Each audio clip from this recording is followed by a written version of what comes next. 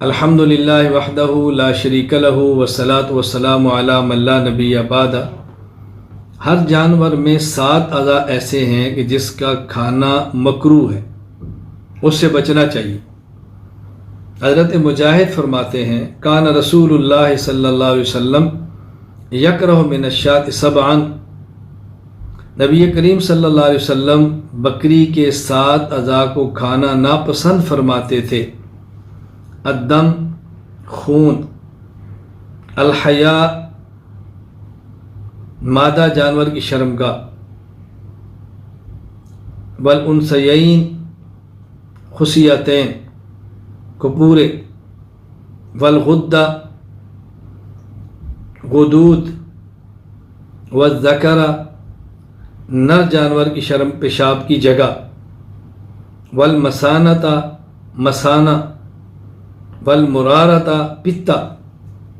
یہ 7 چیزیں وہ ہیں جن کا کھانا رسول اللہ صلی اللہ علیہ وسلم نے ناپسند فرمایا ہے۔ یہ حدیث مصنف عبدالرزاق اثر الکبریٰ للبیہقی باب ما یکرہ من الشاۃ کے اندر موجود ہے۔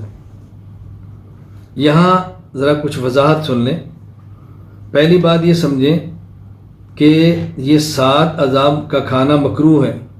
ان میں جو پہلا ہے دم، یعنی دم مسفوح، وہ خون جو ذبح کرتے وقت رگوں سے نکلتا ہے، یہ مکروہ ہی نہیں، مکروہ تحریمی ہے۔ اس کے کھانا کی قطعاً کوئی صورت نہیں ہے، مکروہ تحریمی ہے، ناپاک ہے، اس سے بچنا ضروری ہے۔ باقی جو کہنا فرمایا غدود سخت گوشت کو کہتے ہیں۔ اس سے مراد جانور میں بعض اوقات خون جم کر گٹھلی کی شکل اختیار کر لیتا ہے،